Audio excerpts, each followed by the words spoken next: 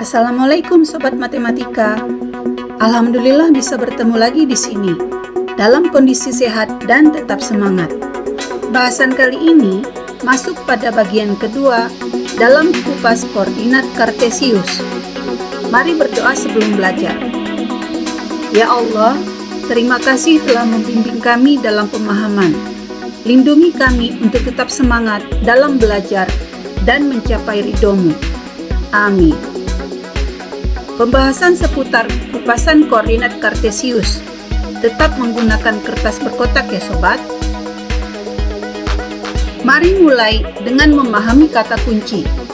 Berawal dari dua kata yang dikembangkan, yaitu koordinat dan Kartesius.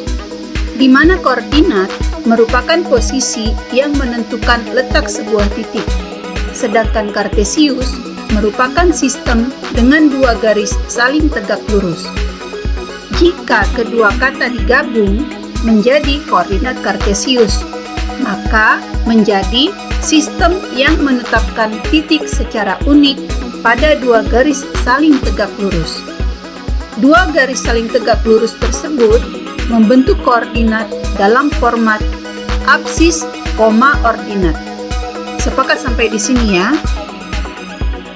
Berkembang dalam bahasan diagram yang membicarakan bentuk atau tampilan dari diagram batang, diagram garis, diagram pencar, diagram fungsi linier, dan diagram fungsi kuadrat. Berkembang dalam sistem arah yang membicarakan bentuk dari bidang datar dan operasi luas dengan koordinat. Berkembang lagi dalam segi transformasi yang membicarakan transformasi refleksi, transformasi translasi, transformasi rotasi, dan transformasi dilatasi. Dengan mengembangkan bahasan video, secara garis besar menguraikan: pertama, tentang diagram dalam Kartesius. Kedua, arah dalam Kartesius. Ketiga, operasi jarak menggunakan koordinat. Keempat, operasi luas menggunakan koordinat. Kelima, transformasi dalam Kartesius. Masuk bahasan pertama. Diagram dalam Kartesius. Diagram ini banyak digunakan untuk menginformasikan naik atau turun sebuah pencapaian di lapangan. Sehingga diagram dalam Kartesius ada yang hanya menempati kuadran satu saja. Misalnya, pertama, diagram batang. Banyak digunakan untuk melihat perkembangan nilai data dalam jangka waktu tertentu. Kedua, diagram garis. Digunakan untuk menggambarkan naik turunnya suatu data. Ketiga, diagram pencar. Digunakan untuk menggambarkan hubungan dari suatu faktor penyebab terhadap faktor lain. Diagram lain yang menempati keempat kuadran antara lain: pertama, diagram fungsi linier. Menggambarkan sebuah persamaan dari variabel dengan pangkat tertinggi 1. Merupakan garis lurus yang menghubungkan sumbu X dan sumbu Y. Kedua, diagram fungsi kuadrat. Menggambarkan sebuah persamaan dari variabel dengan pangkat tertinggi 2 dalam bentuk grafik parabola. Kesimpulannya, Kartesius digunakan untuk menjelaskan laporan dalam bentuk gambar. Paham ya sobat, bagaimana fungsi dari Kartesius dalam matematika? Bahasan selanjutnya, bahasan kedua, arah dalam Kartesius. Arah dalam Kartesius secara umum dibicarakan memiliki wilayah sebanyak 4 kuadran. Contoh arah dalam pemakaian Kartesius. Sebuah bintang berada pada koordinat 2,2. Kemudian bergerak 2 satuan ke kanan. Bergerak lagi 2 satuan ke bawah. Dilanjutkan dengan 10 satuan ke kiri. Dan terakhir 8 satuan ke atas. Mari amati proses arah yang terjadi. Diletakkan bintang pada koordinat 2,2. Bergerak 2 satuan ke kanan, berarti proses pada sepanjang sumbu X ditambahkan 2, sehingga koordinat bintang ada di 4,2. Bergerak lagi 2 satuan ke bawah, berarti proses sepanjang sumbu Y dikurangkan 2, sehingga koordinat bintang ada di 4,0. Bergerak lagi 10 satuan ke kiri, berarti proses sepanjang sumbu X dikurangkan 10, sehingga koordinat bintang berada di min 6,0. Bergerak lagi 8 satuan ke atas, berarti sepanjang sumbu Y ditambahkan 8, sehingga koordinat bintang ada di min 6,8. Selesai sampai di sini, kemudian akan ditentukan posisi koordinat bintang sekarang. Selanjutnya, jarak terdekat bintang dengan posisi semula, dan terakhir, perjalanan bintang membentuk bidang. Maka akan ditentukan luas bidang terbentuk. Kondisi pertama, posisi koordinat bintang sekarang pada Kartesius menunjukkan koordinat min 6,8. Terlihat jelas dan bernilai benar. Kondisi kedua, jarak terdekat bintang dengan posisi semula. Ini bisa ditentukan sejauh perjalanan pada sumbu X dan sumbu Y dengan batasan satuan kotak yang ada. Pastinya akan terbentuk bidang segitiga siku-siku, sehingga bisa dipakai dalil Pitagoras untuk menentukan jarak terdekat kedua bintang. Dalil Pitagoras menyatakan sisi miring dikuadratkan sama dengan jumlah kuadrat sisi saling tegak lurus, atau sisi 1 dikuadratkan ditambah sisi 2 dikuadratkan. Jika sisi miring dihilangkan kuadratnya, maka ruas kanan dibuat di bawah tanda akar. Menjadi sisi miring sama dengan akar dari sisi 1 dikuadratkan ditambah sisi 2 dikuadratkan. Mari hitung jarak terdekat kedua bintang. Jarak sama dengan akar dari sisi 1 sejauh 6 satuan kotak dikuadratkan ditambah sisi 2 sejauh 8 satuan kotak dikuadratkan. Operasikan 6 kuadrat nilainya 36, ditambah 8 kuadrat nilainya 64. Jumlahkan nilainya 100 di bawah tanda akar. Hitung akar 100, menghasilkan jarak sama dengan 10.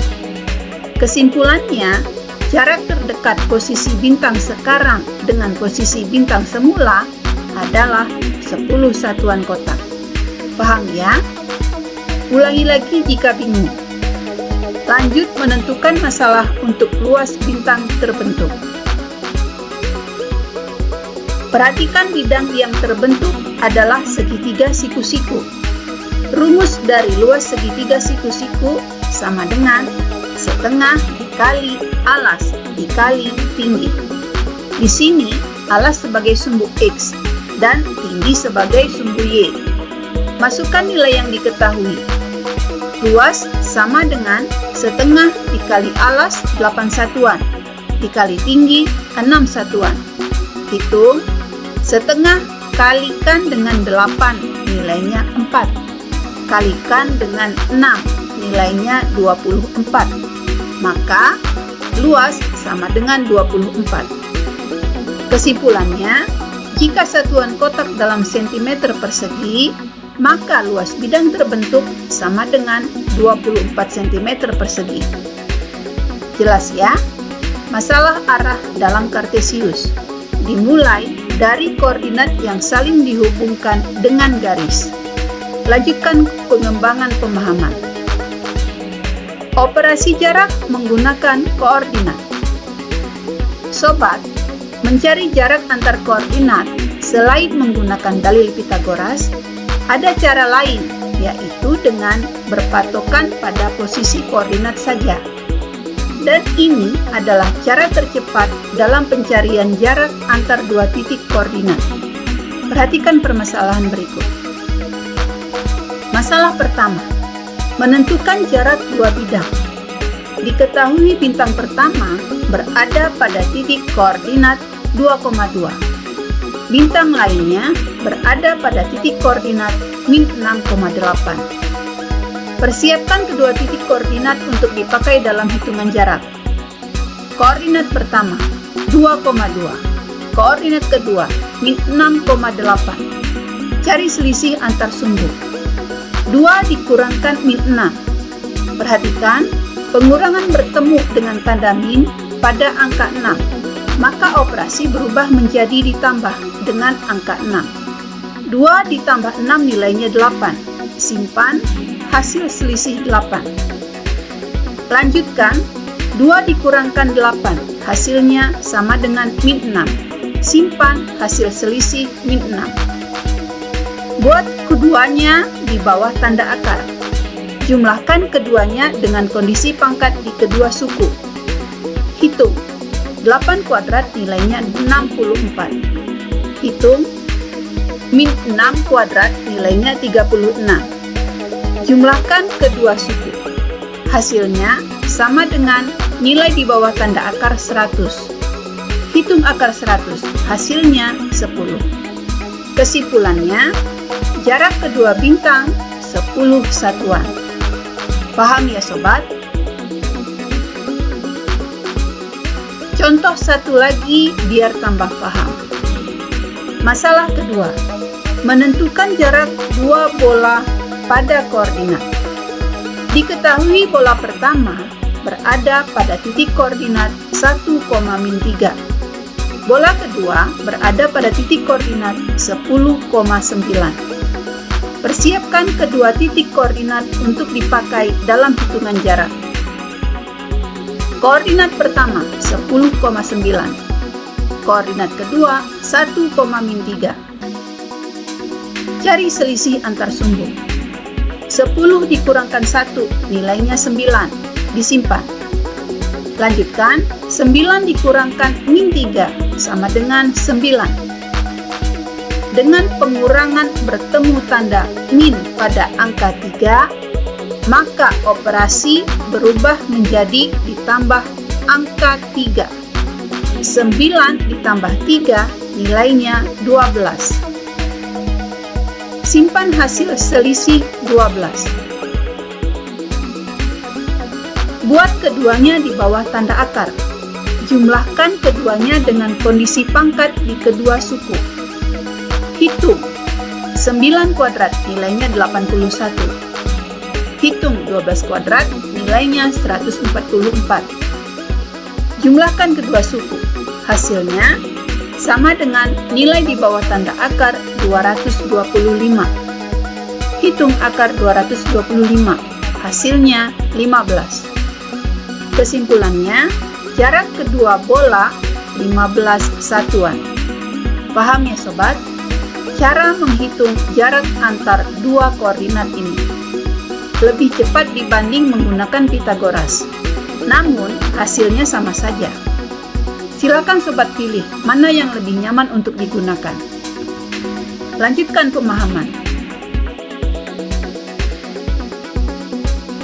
Operasi luas menggunakan koordinat. Sobat, bidang yang terbentuk pada koordinat pada Kartesius minimal memiliki 3 koordinat, tapi bisa juga lebih dari itu. Di sini, sobat bisa menentukan luas bidang terbentuk dari posisi koordinat pembentuk bidang. Mari pahami cara mencari luas melalui koordinat. Masalah pertama, mencari luas bidang dari 3 titik koordinat. Terdapat titik merah pada koordinat min 8,2, koordinat min 2,2, koordinat min 8,10. Ketiga koordinat dihubungkan dengan garis. Ternyata membentuk bidang segitiga siku-siku. Untuk mencari luas bidang segitiga siku-siku bisa dengan rumus setengah kali alas kali tinggi. Namun di sini akan dimanfaatkan posisi dari titik koordinat pembentuk bidang. Perhatikan caranya. Gunakan koordinat pertama yang disebut sebagai koordinat terakhir dalam perhitungan. Urutan koordinat bisa diambil sembarang. Misal, dari ketiga koordinat digunakan koordinat pertama min 8,2, koordinat kedua min 2,2, koordinat ketiga min 8,10. Akhiri dengan koordinat pertama min 8,2.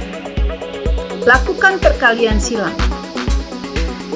Min 8 kali 2 nilainya min 16. Min 2 kali 10 nilainya min 20. Min 8 kali 2 nilainya min 16. Jumlahkan ketiga hasil perkalian, nilainya min 52. Lakukan perkalian balik. 2 kali min 2 nilainya min 4. 2 kali min 8 nilainya min 16. 10 kali min 8 nilainya min 80. Jumlahkan ketiga hasil perkalian, nilainya min 100. Cari selisih dari kedua hasil jumlah. Boleh dibolak-balik ya sobat. Misalnya, min 100 dikurang min 52 sama dengan min 100, tanda dikurang ketemu dengan nilai min atau negatif pada angka 52. Merubah operasi jadi ditambah 52. Maka min 100 ditambah 52 nilainya sama dengan min 48. Nilai ini wajib dijadikan nilai mutlak. Artinya, bilangan tanpa diikuti tanda. Jadi yang digunakan nilai mutlak dari min 48 sama dengan 48. Hasil ini akan sama jika dibalik sukunya menjadi min 52 dikurang min 100 sama dengan min 52. Tanda dikurang ketemu dengan min atau negatif pada angka 100. Merubah operasi jadi ditambah 100. Maka min 52 ditambah 100 nilainya sama dengan 48. Sama ya dengan hasil pengurangan suku sebelumnya. Selanjutnya, nilai hasil ini dibagi dengan 2. 48 dibagi 2 sama dengan 24. Inilah luas bidang segitiga terbentuk. Luas bidang 24 satuan kotak persegi. Coba masalah lainnya ya sobat. Masalah kedua. Mencari luas bidang dari 4 titik koordinat. Perhatikan, terdapat titik biru pada koordinat 1,8, koordinat 5,6, koordinat 8,10, koordinat 6,0. Keempat koordinat dihubungkan dengan garis. Ternyata membentuk bidang 4 sudut sembarang. Untuk mencari luas bidang 4 sudut sembarang, akan dimanfaatkan posisi dari titik koordinat pembentuk bidang. Perhatikan caranya. Gunakan koordinat pertama yang disebut sebagai koordinat terakhir dalam perhitungan. Urutan koordinat bisa diambil sembarang, namun tetap mengikuti jalur garis. Misal, dari keempat koordinat, digunakan koordinat pertama 6,0, koordinat kedua 8,10, koordinat ketiga 5,6, koordinat keempat 1,8. Akhiri dengan koordinat pertama 6,0. Lakukan perkalian silang. 6 kali 10 nilainya 60. 8 kali 6 nilainya 48. 5 kali 8 nilainya 40. 1 kali 0 nilainya 0. Jumlahkan keempat hasil perkalian, nilainya 148. Lakukan perkalian balik. 0 kali 8 nilainya 0. 10 kali 5 nilainya 50. 6 kali 1 nilainya 6. 8 kali 6 nilainya 48.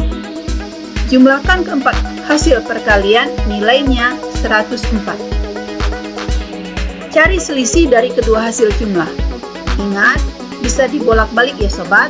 Misalnya, 104 dikurang 148 sama dengan min 44. Nilai ini wajib dijadikan nilai mutlak, artinya bilangan tanpa diikuti tanda. Jadi yang digunakan nilai mutlak dari min 44 sama dengan 44. Hasil ini akan sama jika dibalik sukunya, menjadi 148 dikurang 104 sama dengan 44. Tuh, sama kan ya dengan hasil pengurangan suku sebelumnya. Selanjutnya, nilai hasil ini dibagi dengan 2.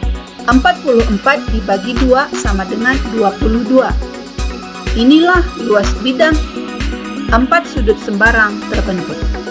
Menjadi luas bidang 22 satuan kotak persegi. Sekarang sudah paham cara menghitung luas bidang terbentuk menggunakan koordinat ya? Mari lanjut ke pemahaman terakhir. Transformasi dalam Kartesius. Pemanfaatan Kartesius untuk transformasi bisa juga terjadi, karena transformasi merupakan sebuah kondisi yang memetakan semua bagian dari objek dari posisi awal ke posisi baru. Perhatikan ilustrasi transformasi berikut. Transformasi pertama, refleksi, adalah sebuah pencerminan. Sebuah jajar genjang A di kuadran pertama dicerminkan terhadap sumbu Y. Hasilnya akan terlihat jajar genjang A aksen di kuadran kedua. Dinyatakan sebagai A aksen refleksi dari A. Transformasi kedua, translasi, adalah sebuah pergeseran. Sebuah garis B digeser tanpa merubah ukuran dan bentuk ke posisi lain. Hasilnya akan terlihat sebagai garis B aksen. Dinyatakan sebagai garis B melakukan translasi ke B aksen. Transformasi ketiga, rotasi, adalah sebuah perputaran. Sebuah simbol arah C diputar tanpa merubah ukuran dan bentuk ke posisi lain. Hasilnya akan terlihat sebagai simbol arah C aksen. Dinyatakan sebagai objek C melakukan rotasi searah jarum jam terhadap titik pusat 0,0 ke C aksen. Transformasi keempat, dilatasi, adalah merubah ukuran tapi bentuk tetap.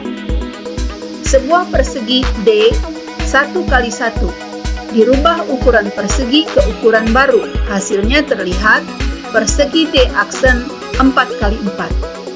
Dinyatakan sebagai persegi D melakukan dilatasi menjadi persegi D aksen.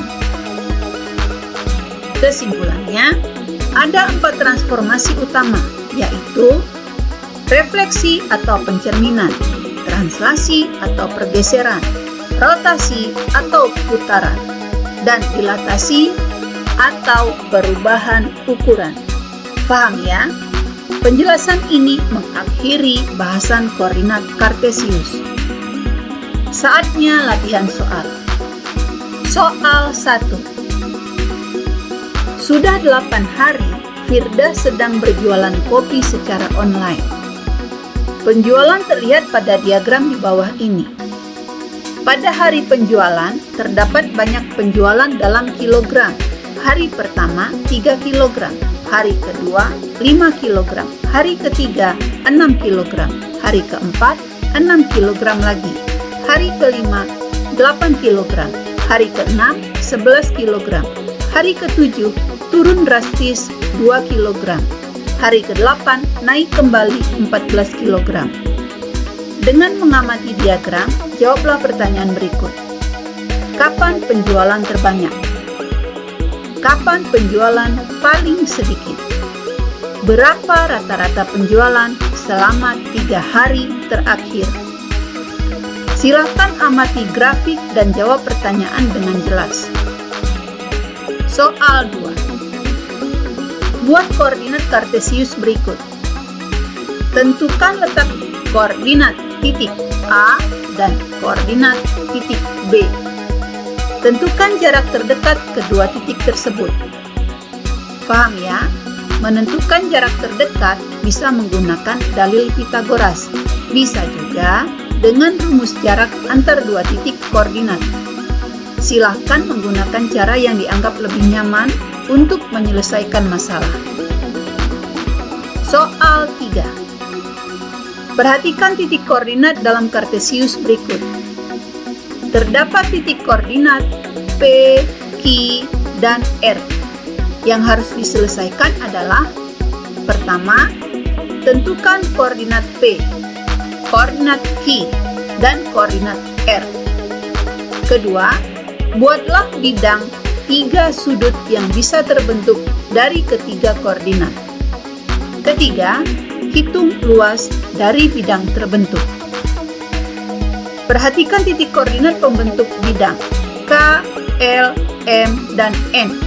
Yang harus diselesaikan adalah: pertama, tentukan koordinat K, koordinat L, koordinat M, dan koordinat N.